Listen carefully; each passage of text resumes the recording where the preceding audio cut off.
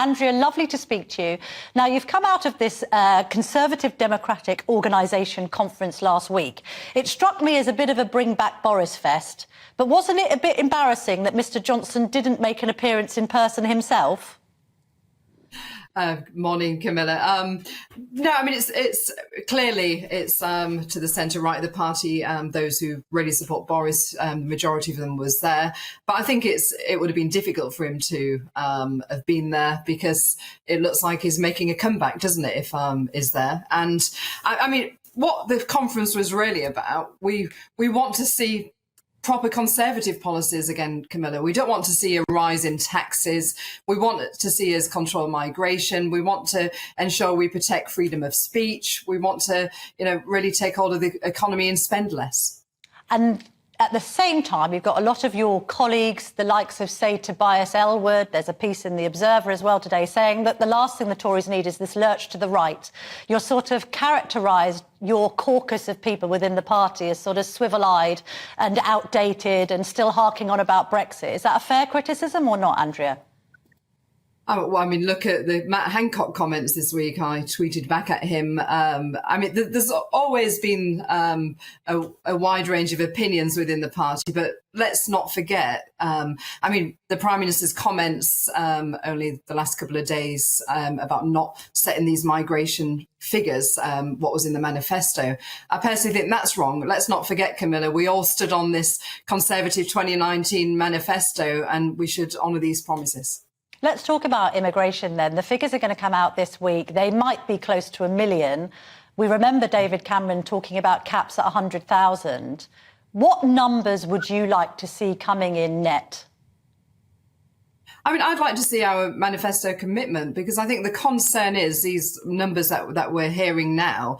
It's the effect on, homes. There's not enough homes, school places, GP appointments, infrastructure. And the effect of uncontrolled migration is huge. So I think we need to honour our manifesto commitment. So what's the number on that? Remind me, was it 250,000? Yes, absolutely. I mean, even that might strike some people who are struggling with the pressure on infrastructure. The other thing is, do you think this debate has become too toxified? People talk about bringing immigration down, and then the left often shout, well, you're a racist and a bigot. Does that help? I mean, I think you've seen this over the years, Camilla. I mean, since Brexit, we've been labelled racist. We just want actually, control of our laws, our borders, and Britain to make all the major decisions. So that's what Brexit was about. But I mean, I've got no problem with having foreign labour to fill these high skilled job shortages while we wait to train up our own people. But I think the low skilled vacancies, there's no excuse for the British people not doing them, Camilla. I mean, my siblings, they're a lot older than me, like 10 years plus, etc. They did potato picking in the 80s when we lived in a little village during the summer holidays. No one should see manual labour as beneath them. And the fact that since the pandemic, we've got 9 million people who are outside the workforce, we need to get people back to work again. But then some people might say those jobs are just too low paid. They're better off on benefits. Well, this is why we need to ensure that, people do pay correctly. We've got vacancies, and it's counterproductive if we're paying people for benefits. Let's get people out to work. That's the most important thing. And also, Camilla, I've been frustrated this week that everything's been laid, also on Suella. I mean, I don't know if you saw the article in the Telegraph over the weekend about the meeting about all the department heads and Secretary of States, where you've got like the Secretary of State for Education, who is happy for the figures to rise. I mean, the fact that the net migration figures in the DFE was reached 8 years ago, the quota, and it's still rising, there's got to be a ceiling somewhere. So I think more pressure's got to be on the Secretary of States of all the departments across government, because it's not just in the Home Office, it's across all departments that they also need to be putting the pressure on. Well, there's clearly a cabinet split. You've referred there to Gillian Keegan on one side, the Education Secretary. She thinks the number should be higher. Suella Braverman wants to bring them down. As you've mentioned Suella, and I know you're close to her because of your a joint involvement in the RG. She's dropped the ball a bit on this speeding awareness course story, hasn't she?